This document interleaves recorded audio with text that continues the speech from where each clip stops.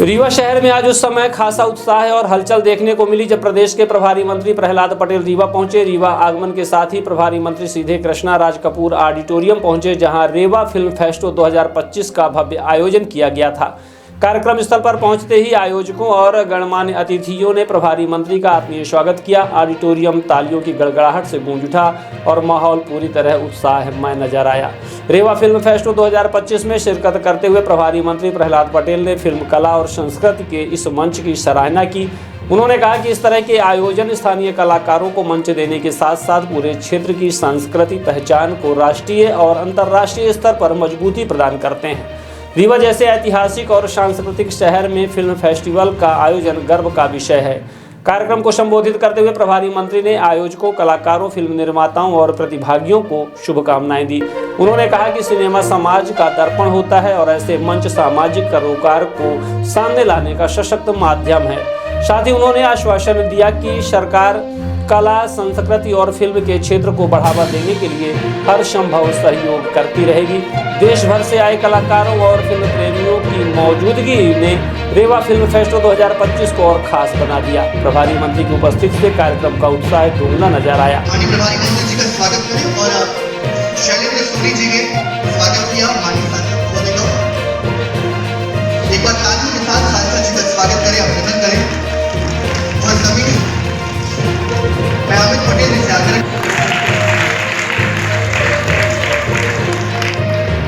एक बार हम सब कट्टर ध्वनि के साथ आभार प्रदर्शन करें माननीय मंत्री महोदय का, जिन्होंने अपना अमूल्य समय दिया है आप सबकी जोरदार तालियों के बीच में। आदरणीय प्रभारी मंत्री महोदय, तालियां कमजोर हैं, एक एक व्यक्ति की सामूहिक स्वर में तालियां पूरे सदन की होनी चाहिए। अमूल्य समय जिन्होंने प्रदान किया इस कार्यक्रम को, माननीय प्रभारी मंत्री। इसके बाद अभी शैलेंद्र सूरी जी से आग्रह है माननीय वेंकटेश पांडे जी, स्पीकर नगर निगम रेवा, का स्वागत करें। आप सब तालियों के साथ अभिनंदन करेंगे। क्रमशः सब तालियां बजती रहनी चाहिए सभी अधिकारियों के सम्मान। डॉक्टर अजय सिंह जी, पूर्व जिलाध्यक्ष भारतीय जनता पार्टी। अगले क्रम में उदित रवि जी से आग्रह है आप आए और माननीय जयराम शुक्ला जी, वरिष्ठ पत्रकार, आदरणीय ललित। तो मैंने उनसे कहा कि अगर मैं जेल में रहूंगा तो कैसे शादी में आऊंगा, तुम दोनों शादी करके मुझसे मिलने आना।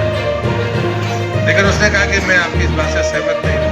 तो गुस्सा होकर वो अपने गांव चला गया, हम अपने गांव चले गए। वहां उसने एक पत्र लिखा और वो पत्र पोस्ट नहीं कर पाया। तो दुर्घटना में उसकी मृत्यु के 9 महीने बाद उनके पिताजी रेंजर थे, उन्होंने मुझे वो पत्र दिया। बहुत सारी बातें उसमें लिखी है, मैं उसमें जाना नहीं चाहता। 2 बातें मैं जरूर कहूंगा। दोस्त की परिभाषा से वो पत्र शुरू हुआ और आखिरी जो वाक्य था उसमें 1981 में लिखा था, जनता सदैव पुकार मचाएगी, नूतनता एक आश्चर्यवाचक चिन्ह, नूतनता 2 आश्चर्यवाचक चिन्ह, नूतनता 3 आश्चर्यवाचक चिन्ह। नएपन में हम कितने समझ आएंगे, उस आदमी ने 81 के पत्र में लिखा। बीच में एक और पंक्ति लिखी जो आने वाले बच्चों के लिए महत्वपूर्ण है और शायद हम सबके लिए भी महत्वपूर्ण है। उसमें लिखा कि हमें सारी जिंदगी भविष्य में गुजारनी है, इसलिए हमें भविष्य के बारे में जरूर विचार करना चाहिए। तो बातें तो बहुत सारी लिखी है, मैं विस्तार में नहीं जाता, लेकिन मुझे लगता है कि आज के दिन ये 2 बातें उस पत्र की महत्वपूर्ण है। मित्रों, उसके बहुत सारी बातें हैं जिसको मैंने संसद में भी उल्लेख किया। एक थोड़ी सी कड़ी वाणी, क्योंकि हम जिस फैशन की दुनिया में, जिस ग्लैमर की दुनिया में प्रवेश कर रहे हैं, हुनर महत्वपूर्ण है। पहले कोई ट्रेनिंग नहीं होती थी, उसके बाद भी लोग, धर्मेंद्र उसका उदाहरण है, राज कपूर उसका उदाहरण है। राज कपूर जी के नए परिवार ने तो थिएटर किया है और धर्मेंद्र जी के परिवार ने थिएटर नहीं किया।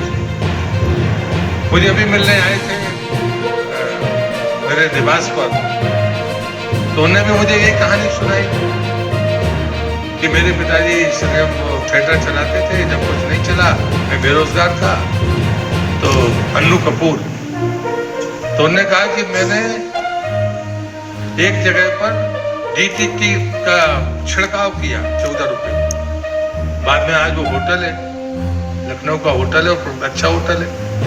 तो उस होटल के मालिक को जब ये आर्टिस्ट बड़े कलाकार बन गए तो बोले उसने एक सूट बना रखा है मेरे नाम पर, मैं वहीं जाकर रुकता हूँ, किसी बड़ी होटल में नहीं रुकता, क्योंकि मैंने मजदूरी की थी उस होटल में स्टार में बात करता। ये हुनर की ताकत है। मैंने कहा आपने कहीं से सर्टिफिकेशन किया? ना, हमने नहीं किया। मैं देश का कल्चर मिनिस्टर रहा हूँ और इसे NSD में जो लोग जाते हैं और उसके बाद सफलता अर्जित करते हैं, कुछ लोग नहीं कर पाते। उसमें आलोक चटोदी जैसा नाम है, जयराम जी जानते हैं, वो बड़ा आर्टिस्ट था, लेकिन वो कहते हैं कि नाना के साथ उसने डिग्री की थी, लेकिन फैशन ने उसको खत्म कर दिया।